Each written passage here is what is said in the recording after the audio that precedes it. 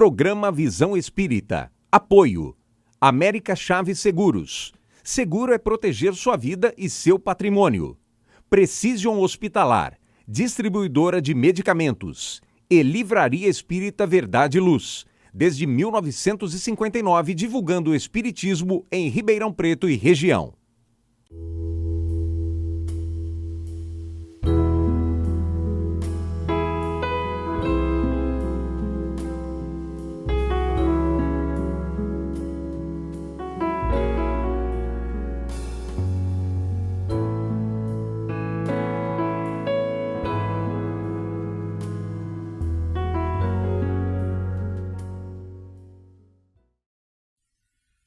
O programa Visão Espírita pede licença para entrar no seu lar, levar uma mensagem de fé, de otimismo e de muita esperança. O programa Visão Espírita tem a grata alegria de continuar a conversa agradável, orientadora e esclarecedora com o presidente da Federação Espírita Brasileira, Jorge Godinho Barreto Neri, para nós, vamos chamá-lo carinhosamente, o Godinho. Seja bem-vindo ao programa Visão Espírita, Godinho. Muito obrigado pela oportunidade mais uma vez. É com alegria e com gratidão que estamos aqui juntos para compartilharmos esses assuntos que tenho a certeza é do interesse de todos nós. Godinho, no último programa, nós fizemos várias abordagens sobre alguns aspectos, inclusive você fez uma narrativa maravilhosa sobre os 50 anos da nossa Feira do Livro Espírita. E aí conversamos sobre um pouco sobre o livro, né? Que por muito tempo o livro foi o principal meio de divulgação do Espiritismo.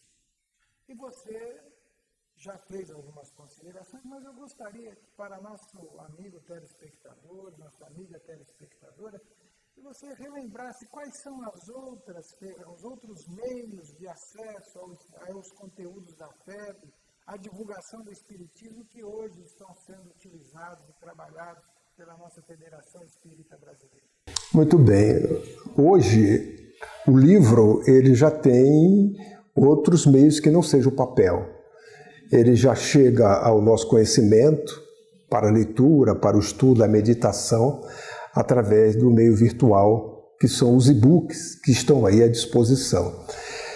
Esta é uma forma, eu diria, inovadora, porque o livro físico, quando você desloca ele desde o momento da gráfica para a editora ou diretamente para o leitor, dependendo da localização geográfica, existe alguns ordenamentos jurídicos que têm que ser cumpridos. Por exemplo, você pega um livro e exporta. Para ele chegar ao país, ele tem que passar por alfândega, uma série de coisas que às vezes dificulta ou impede, dependendo do regulatório daquele país. Com o livro e-book da forma virtual, estas barreiras todas foram retiradas. E isto é um avanço imenso para toda a literatura, seja ela qual for. Você democratiza, possibilita a pessoa interessada no conhecimento ele ter acesso à obra que ele deseja com tanta rapidez e às vezes até com um layout, uma possibilidade de você ler o livro com uma imagem muito mais bonita, porque ela digitalizada ela possibilita ter uma condição melhor do que impressa. Então o livro continua sendo este grande divulgador e ao mesmo tempo com esta janela que se abre, eu diria assim, que derrubou todas as barreiras. Além do mais, você pode hoje ter uma biblioteca na sua mão, não é? Seja ela a maior do mundo que você conhece, você pode tê-la aqui. Porque a possibilidade de você pesquisar a facilidade. Se você não a tem, você deseja visitar uma biblioteca em algum local, você faz a visita e você acessa a obra lá, naquele local que você... Então, isto é um avanço tão significativo que talvez nós ainda não tenhamos tido, de uma forma muito genérica ou no quantitativo, a dimensão dos frutos que isto irá trazer. Mas além dessa questão do livro, que abre essa janela para a divulgação do espiritismo, nós temos outros meios de comunicação, as redes sociais estão aí à disposição. Estes programas que possibilitam, através da web, você ter um canal, seja podcast, ou seja, uma rádio, uma televisão, que possibilita você, de forma fácil, sem recursos financeiros exorbitantes, como você precisaria de uma estrutura para montar uma televisão, uma rádio, a ponto que estas inovações traz para estas instituições alguns questionamentos, até em termos de sustentabilidade, de viabilidade do meio como eles se sustentam diante desse grande desafio, dessa facilidade, né? Mas isso aí é uma questão que o tempo certamente irá dar condições de adaptabilidade para que todos cheguem a... O que importa é que a mensagem ela chega de forma fácil, por diversos meios aos interessados. Temos também um canal que já foi uma das 7 maravilhas do mundo, que é o cinema. Não é? Então, o cinema ele continua sendo, só que hoje talvez a sala ela restrita, porque às vezes você tem salas pequeninas, cabe 100 pessoas, etc., mas tem uma quantidade enorme espalhadas pelo país e pelo mundo.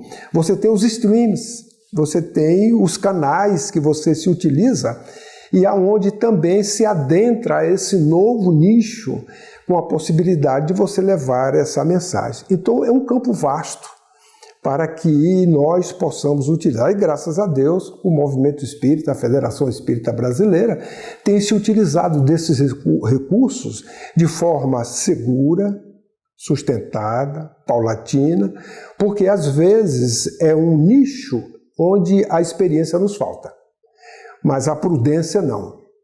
Então a gente adentra nele com passos firmes, lentos inicialmente, agregando valores, seja do próprio movimento, pessoas que entendam disso, ou realizando parcerias com aqueles que são os espertos nestas áreas, para que nós possamos levar a mensagem às pessoas. Recordo-me de que nós estivemos sempre quando um filme ele é feito com base na obra da Federação, nós, durante os acordos, uma das coisas que nós prezamos muito e deixamos para o diretor, para o parceiro, é a preservação do conteúdo. É claro que o diretor ele tem que ter a licença poética, né, para fazer as coisas. Isso tudo também é respeitado, mas desde que seja preservado aquela mensagem que a obra leve sem deturpações. E nós fazemos sempre antes, o diretor, ele sempre procura reunir o elenco, que são as pessoas que trabalham em todos os segmentos, são os atores, as atrizes e as pessoas que estão nos bastidores, antes, para que nós possamos conversar com eles a respeito da obra, do espiritismo, porque eles nos dão afeto. Porque durante a filmagem, a ambiência é diferente. Não é a ambiência igual, isso é dito pelo próprio diretor e pelas pessoas que já filmaram o nosso lar. E como o diretor é o mesmo, ele solicitou que nós fizéssemos, como fez o então presidente Nestor Mazotti, uma apresentação àquele grupo a respeito da obra, do filme, etc. E assim nós fizemos no Rio de Janeiro, antes das filmagens, que o filme vai ser apresentado esse ano e a previsão é para agosto, que é o Nosso Lar 2, em continuidade ao Nosso Lar. E naquele momento a área de comunicação preparou todo o protocolo para que em um determinado momento tivesse a minha fala. E a minha fala estava vinculada ao protocolo, né? E nós chegamos, viemos de Brasília e ali era em torno de 100 e poucas pessoas, quase 200 pessoas. E aí cada um falou. Na minha hora de falar, me veio assim a inspiração, acho que é a inspiração. Eu digo, eu vou sair do protocolo, eu não vou falar, com toda a licença a vocês que prepararam, eu vou falar outra coisa. E aí eu me dirigi a eles, dizendo a eles inicialmente, de que eles não estariam fazendo um filme. Aí eles faziam. Imagina até a cabeça, poxa, o senhor está chegando a dizer que ele não vai fazer um filme? Aí eu procurei, em cima desse primeiro momento, fazer um raciocínio lógico, dizendo a eles que eles estariam levando uma mensagem à humanidade. Porque era um livro, onde ali o seu conteúdo trazia não só o consolo, mas traz também uma visão da imortalidade, uma visão da vida espiritual, não é? Deste momento em que nós saímos da dimensão mais densa, pelo fenômeno dito da morte, que para nós é um veículo, né, que conduz desta vida para outra vida, mas que eles estariam realizando um trabalho de levar uma mensagem. Sabe que isso despertou neles, depois da conversa, que estava previsto perguntas. E depois eles começaram a falar e, na realidade, ficaram sensibilizados. Fizeram a filmagem e eles observaram que realmente, durante o período da filmagem, a ambiência é diferente. E nós sabemos perfeitamente que essa interação entre ambos os planos da vida é uma verdade em qualquer ambiente que você esteja. E a sintonia se faz de acordo com a emissão que nós colocamos, seja pelo pensamento, pela emoção, etc. E como ali eles estavam realizando esse trabalho, o amparo espiritual é grande, e o ator e a atriz, o artista, ele tem a sensibilidade, né, mais aguçada do que nós, que não fazemos esse papel. E essa sensibilidade possibilita a eles ter essa percepção. Então a gente observa que os meios de comunicação estão aí. Nós temos que estar atentos para poder aproveitá-los da melhor maneira possível, dentro das nossas possibilidades, das capacidades até de sustentabilidade, porque isso tem custo, não é? E nem sempre nós temos os recursos financeiros, mas nós temos aquilo que nos é próprio. Se nós não temos, um parceiro tem. Se o parceiro tem um recurso financeiro e nós temos o conteúdo, que é o mais importante, nós temos a obra, essas parcerias elas se fazem de forma tão bela e siamesa que a gente oferece à humanidade um produto que sai do livro para a imagem, né, num outro veículo, e que à época de Nosso Lar, o Nestor Mazotti ele falou que nós demoramos anos para que alguns milhões de pessoas pudessem ter conhecimento do livro Nosso Lar, que era o livro do topo das publicações. E que apenas num filme nós conseguimos, em menos de um mês, 4 milhões de pessoas assistirem o filme e tomar conhecimento da obra. Então são os meios que estão à disposição, a atenção nossa do Movimento Espírita e da FEB para aproveitar essas oportunidades que o alto traz para que nós possamos levar essa mensagem aos nossos irmãos e à humanidade, despertando-os, pelo menos, para algo que pode até achar que aquilo não é verdade, que não é nada, mas... Como você disse no primeiro programa, a mensagem fica. Quem lê o livro espírita jamais vai sair daquele livro sem ficar com o registro. A mensagem... Um fato interessante é que o diretor, que é o Wagner Assis, ele tem um hábito de, quando vai estrear o filme, ele ia a uma sala para poder observar. Ele nos contou que ele escolheu uma sala e foi. Mas quando chegou lá não tinha ninguém, só ele. E ele ficou preocupado no horário do início, se aproximando, e ele, meu Deus do céu, será que isso não vai dar êxito? Ele disse que meia hora antes, aí começou a fazer fila, tinha ônibus chegando e tal, e a sala encheu, meia hora. Ele tomou um susto, né? Que foi esse trabalho de solidariedade espontânea que o movimento espírita fez e que as pessoas acharam melhor irem juntas para poder ver. Bom, ele foi, começou a assistir, e aí, bastante ele satisfeito, ele saiu, porque o objetivo dele, e ele ficou lá de fora. Aí ele disse que de repente saiu uma pessoa do cinema, lá da sala, meio assim, nervosa, sentou lá, tirou um cigarro, começou a fumar, e como pensativo, aí ele se aproximou da pessoa e foi conversar com ela. Tá, o senhor está bem? Tá, o senhor estava tão cinema? Não, eu estava assistindo um filme aí, e que minha esposa me trouxe aqui para esse filme, mas esse negócio de vida depois da morte, negócio de umbral, não sei o que, eu não quero saber disso, não, saí. Quer dizer, ele teve uma reação porque provavelmente tocou no seu hábito, né? Mexeu nele, né? Mas ele não falou que era o diretor, apenas, não, isso aí às vezes acontece, ficou calmo, e a pessoa fumando ali, mas chateada, porque ele verificou no filme alguma coisa que provavelmente para ele não é realidade, mas que tocou. Tanto que ele teve uma reação que foi sair, né? E ele tem, o Wagner, algumas histórias a respeito. Mas é isso, é a mensagem para tocar nas pessoas, porque a gente sai da zona de conforto e passa para uma reflexão. Independente se vai ter a crença, a fé ou não, porque a hora da verdade vai chegar para todos. Não é? Godinho, eu quero levantar um assunto que eu acho que está afeito à nossa crença espírita, né? A nossa fé, a nossa religião, mas está afeito a todas as religiões de um modo geral. E eu peço licença aos outros, aos nossos irmãos das outras, porque eu acho que é um assunto que mexe com todos nós. Apesar de termos formulado ele com aspecto, olhando para o aspecto espírita, mas eu me permito estendê-lo a todos, né? Porque por muito tempo a religião foi, de uma maneira geral, né, os religiosos, né, foram os grandes responsáveis que desenvolvem ações de promoção e assistência social. Em nome dessa atitude foram erguidas obras maravilhosas que aí estão prestando serviço à comunidade até hoje. Mas o tempo passou, a situação mudou, né?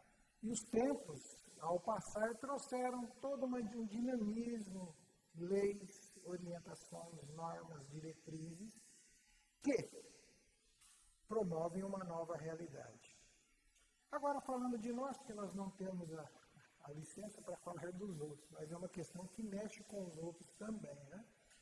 Como proceder na atualidade? Quais são as atividades que devem ser priorizadas, e aqui falando das nossas sociedades espíritas, dos espíritas? Porque, por mais que essas atividades tenham relevância, os esforços são grandes, né? Foram grandes, obras gigantescas, né? Mas o tempo mudou. Hoje o Estado exerce a sua responsabilidade, exerce um papel que ele não exercia, e ele trouxe consigo uma série de normas, orientações que criam barreiras e novas orientações. Como que a Federação Espírita Brasileira vê isso? Como que o Godinho vê isso? Porque, no nosso entender, é uma situação estabelecida que precisa ser ponderada. A lei do progresso e a evolução, ela é uma constante, a gente não foge dela. Sim. Esse momento que você se referiu, que os espíritas sensibilizados, eles procuraram atender a uma necessidade vista, que ele estava convivendo com a sociedade, e aí vem pela ausência do Estado, porque é dever do Estado proporcionar ao cidadão o seu bem-estar. Nos países que são menores do que o nosso, em que o Estado ele tem condições de cumprir com o seu dever perante o cidadão, não há espaço para a filantropia. Não há espaço para você pegar essa camisa que eu estou usando agora e que eu disse, não, eu estou com 5 camisas na minha casa, essa é uma que eu já usei, eu vou comprar mais 5, tá nova, eu vou ceder para alguém. Aí vou para alguém que precisa e faço isso. Não tem esse espaço. Porque as pessoas não necessitam da camisa, ela tem as condições materiais para querer. E aí as pessoas fazem o quê? Juntam, através de organizações, etc., e direcionam aquilo para países que têm uma realidade diferente. Às vezes levam para a África, que é o continente mais distante dos demais em termos de evolução, muito necessitado, e que ela vai servir lá como um excelente para aqueles que vão usar. Bom, e o nosso país, nesta época, ele não cumpria com os seus deveres. Como você bem citou, essas mudanças, a realidade chega, e ele quer assumir o seu papel. É um direito que ele tem. Só quando ele assume o papel, ele ainda não tem a capacidade de atender a todo o universo. E aí o que é que ele faz? Ele diz assim, pô, não, eu já tenho aqui as religiões tais, as pessoas que fazem a filantropia e podem ser meu parceiro. E E aí eu vou fazer uma parceria com ele. Nós devemos lembrar de que o Estado é laico. Ele não é materialista. E nem tampouco ele é espiritualista.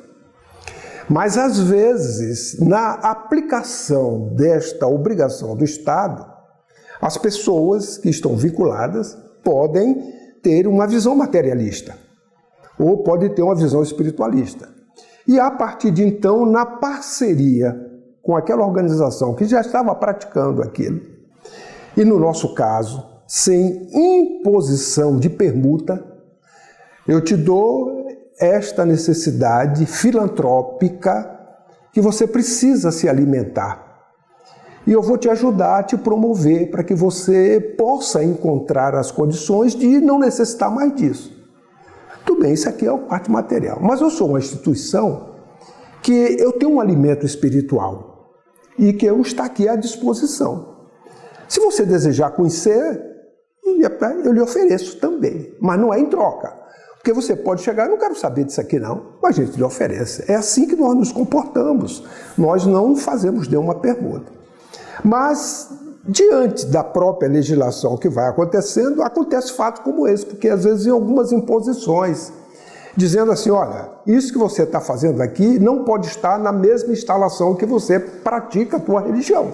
Tem que fazer num lugar diferente. Mas peraí, se eu estou fazendo isso até agora, eu não tenho nem espaço no outro local para eu separar isso daqui, porque a ideia da pessoa que está aplicando a legislação, que aí eu falei, a pessoa tem uma ideia que não é aquela que corresponde ao Estado, mas ela vem com esta versão de que tem que ser separado. Olha, isso dificulta, porque a gente quer continuar fazendo o trabalho, ajudando o próximo, ajudando o próprio Estado que nos acolhe, a nação, mas de uma forma que nós possamos praticar aquilo que nós praticamos, principalmente que não é uma imposição. E às vezes chega um conflito que é melhor você dizer assim, então tudo bem, essa é a sua obrigação, então você fica com a sua obrigação, porque você me dá uma benesse. Ah, você diz, quando eu sou o seu parceiro, você me isenta disso, daquilo outro, me dá um percentual que eu deixo de pagar certo, não o imposto, que o imposto é uma obrigação, mas certo benefício. Mas chega um ponto que isso se torna tão, assim, impositivo para a instituição, que a gente diz, então tudo bem.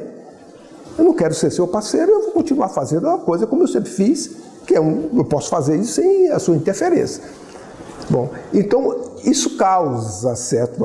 É um período que eu digo de transição, que você sai daquele momento da ausência do Estado para um momento que o Estado desperta para o seu dever, procura aplicar o dever, mas que a sua aplicação, neste momento, que é uma fase de transição até lá, que o Estado também dê condições ao bem-estar social, que a gente não vai poder fazer mais filantropia aqui, como outros estados fazem, né? Então nós temos que trabalhar naquilo que só nós fazemos. O que é que nós fazemos? É assistência espiritual. Estado nenhum faz. Quem faz são as religiões. Este é o nosso nicho que nós devemos nos aperfeiçoar. E, naturalmente, com aquilo que já está instalado em termos da filantropia, desse compromisso com a sociedade, nós nos adequarmos e procurarmos atender ao ordenamento jurídico novo que está sendo colocado, sem fazer nenhuma reação, porque nós aprendemos a obediência às leis, e quem é obediente à lei é humilde. Jesus é um exemplo maior de humildade que a humanidade tem. Mas por quê? Ele foi obediente à lei divina. As leis divinas, ele foi o exemplo mais perfeito dessa obediência. Por isso a humildade. Porque a humildade não é ser simplório, é estar aqui com uma camisa rota, ou sem, não é nada disso, porque eu posso ter um rei humilde e o mendigo orgulhoso, que não é o humilde. Então, é nesse sentido que a gente observa que é uma fase em que nós, como instituições, devemos conviver bem com o Estado, procurando atender e fazer uma parceria, vamos dizer assim, seja um ganha-ganha para todos. Nós continuamos fazendo as coisas com os benefícios que ele faz próprio e o Estado também se beneficiando, porque aquele trabalho que seria dele tem um parceiro que está fazendo, ele vai cuidar, ampliar mais a extensão das suas atividades.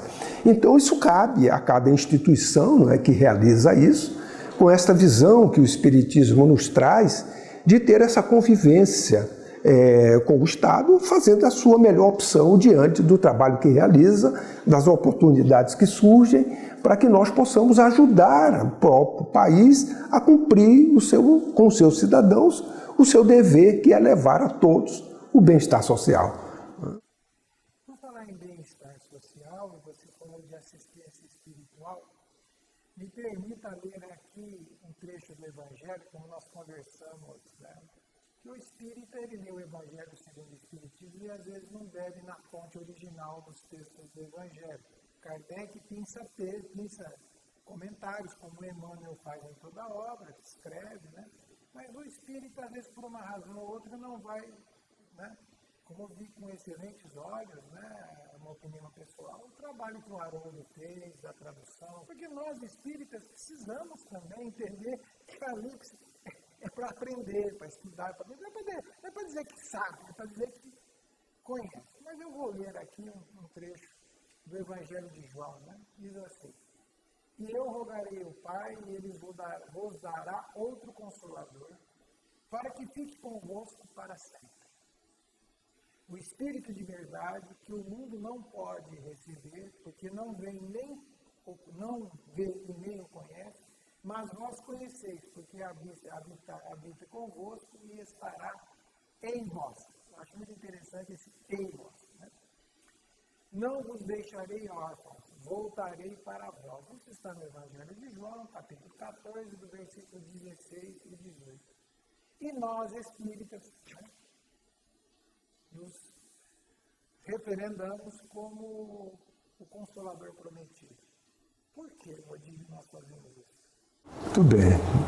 A sua pergunta ela é muito interessante. Dessa mensagem de João eu vou tirar 3 coisas. Outro Consolador. Jesus não prometeu Consolador. Prometeu outro. Vai permanecer para sempre. E Espírito de verdade. Então são 3 coisas que a gente pode trabalhar isso aqui. Quando ele promete o outro Consolador, ele está dizendo que o Consolador é a boa nova. É a notícia. O que é boa nova? É evangelho, é sinônimo de evangelho. Porque à época, os evangelhos eram assim: você viajava, ia para um lugar distante, e você trazia uma novidade, uma notícia. Então você trazia um evangelho, não é? Que era a notícia nova que você estava trazendo, que ninguém conhecia, e até se ganhava dinheiro com isso na época, né? Então Jesus, ele veio justamente como governador da terra, diante de um passado que ele observou, que nós, desviados, esquecidos e até abandonados da lei divina, nós começamos a tomar caminhos equivocados e ir numa destinação que era fora desse aspecto. Ele então começa a anunciar que o Messias chegaria, isso há milênios antes. Aí o Velho Testamento vai trazendo, ele manda profetas e assim vai, até o momento que ele chega até nós. Aí ele chega de uma forma muito singela, numa manjedoura. Mas a expectativa do povo que ele escolheu, por que ele escolheu esse povo? Era um povo que era uma ilha, porque era o único povo que acreditava na unicidade divina, do Deus único. Em volta era o paganismo, vários deuses, era o que existia no cenário. Então ele escolheu esse povo, preparou, mas esse povo era um povo muito orgulhoso. E a gente sabe até pelas obras que a doutrina nos traz, como exilados que eram, né, de capela, eles vieram justamente pelo seu orgulho, pela sua vaidade, e permaneciam com isso, mas trouxeram esse grande legado que é o que deixou para a humanidade, que era do Deus único. E com isto, no momento em que ele chega, a expectativa é de que o Messias seria alguém que iria retirar daquela condição para levar a uma sobrevalência e, naturalmente, vamos dizer assim, as forras daquele período que eu era escravo, agora eu vou ser aquele que vai mandar, né?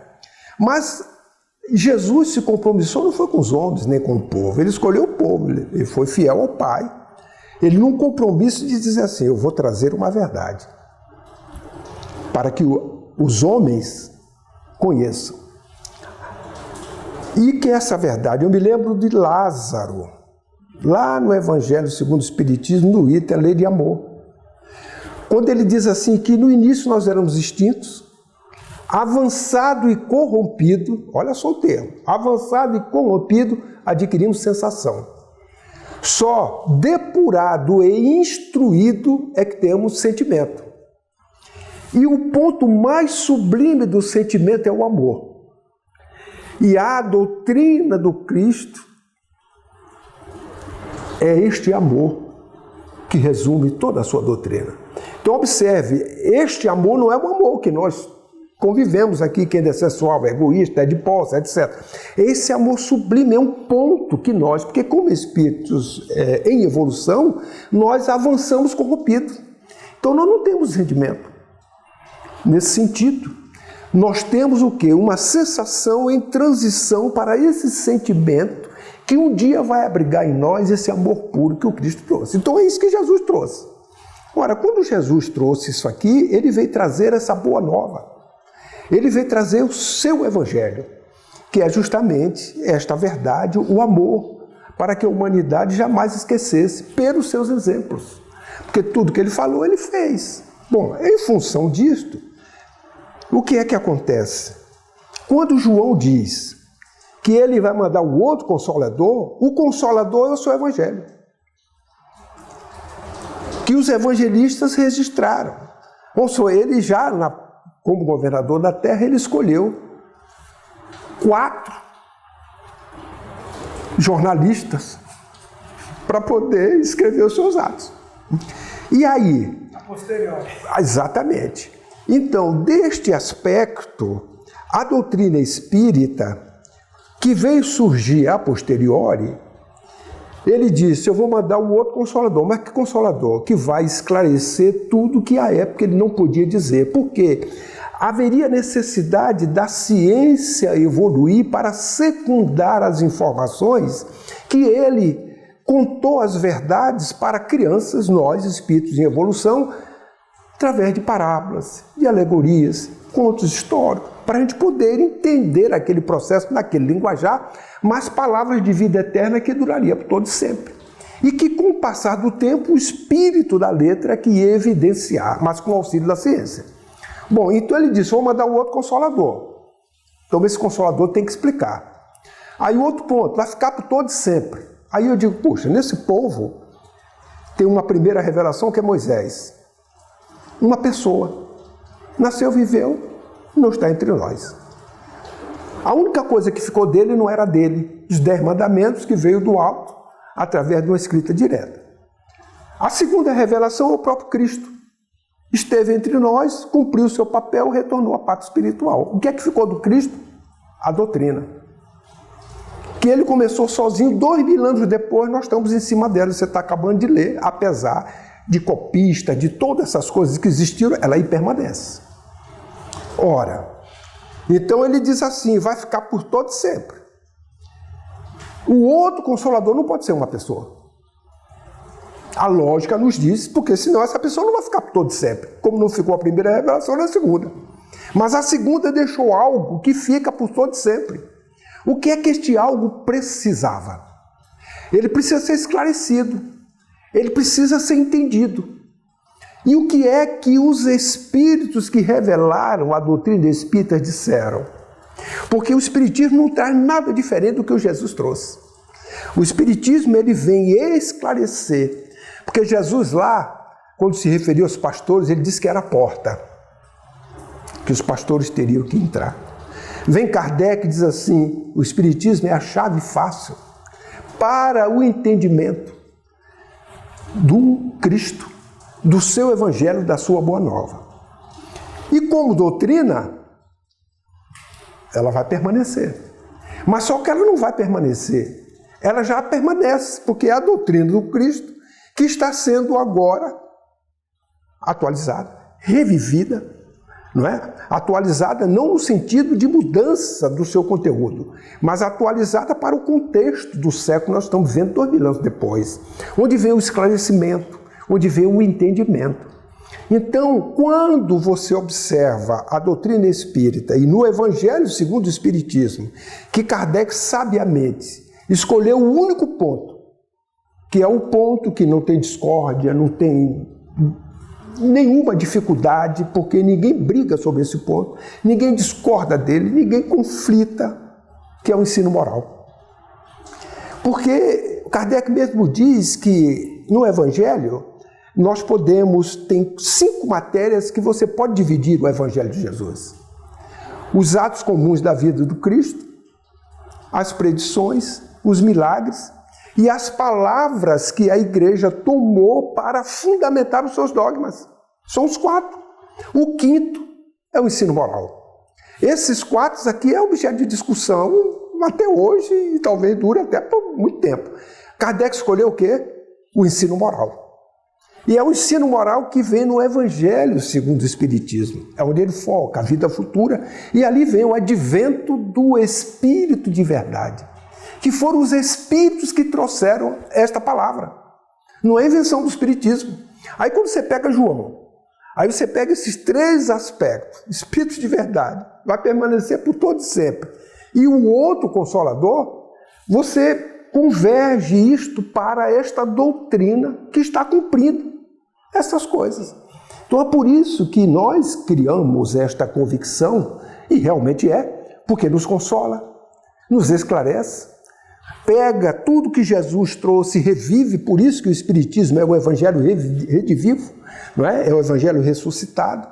E aí nós afirmamos isto com esta convicção, não em demérito a qualquer outro credo religioso, mas simplesmente porque nós estamos encontrando nesta fala a coerência com este fato, que o tempo ele vai mostrar à humanidade este Consolador prometido, que vai cumprir o seu papel no dia em que a humanidade tiver os princípios universais que Jesus trouxe, imortalidade, comunicabilidade entre ambos os planos da vida, pluralidade dos mundos habitados, lei de causa e efeito, vai independer se o seu credo é azul, o meu é azul de lista, o outro é branco, o outro é amarelo, mas aí virá a vitória do Evangelho, porque o azul de lista, o branco e o amarelo converge para um único ponto, que é justamente os princípios universais que Jesus havia falado,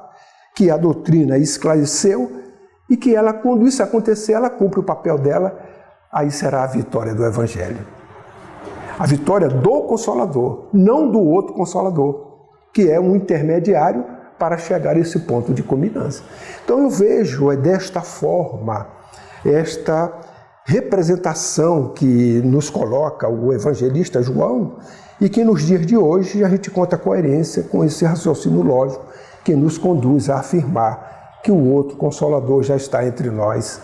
Basta apenas conhecer, meditar, sentir e viver.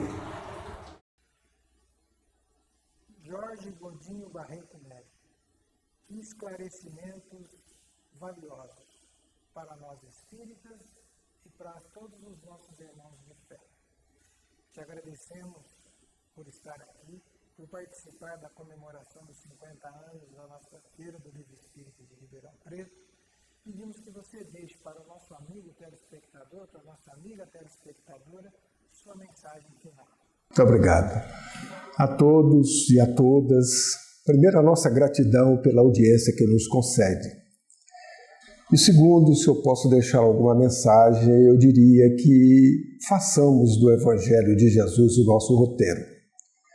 É a única forma das nossas consciências se tornarem tranquilas.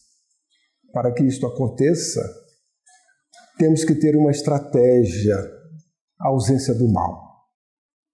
E, naturalmente, a fortaleza que necessitamos, ela deve ser buscada na fortaleza da prece, onde nós nos ligamos ao Pai através deste elo que nos prende como criaturas ao Criador. Que Deus nos abençoe, que Jesus fortaleça cada um de nós hoje e sempre. Agradecemos ao Godinho novamente amigo telespectador e amiga telespectadora. Até o nosso próximo programa Visão Espírita. Jesus conosco, convosco. Viva aqui nas nossas lives.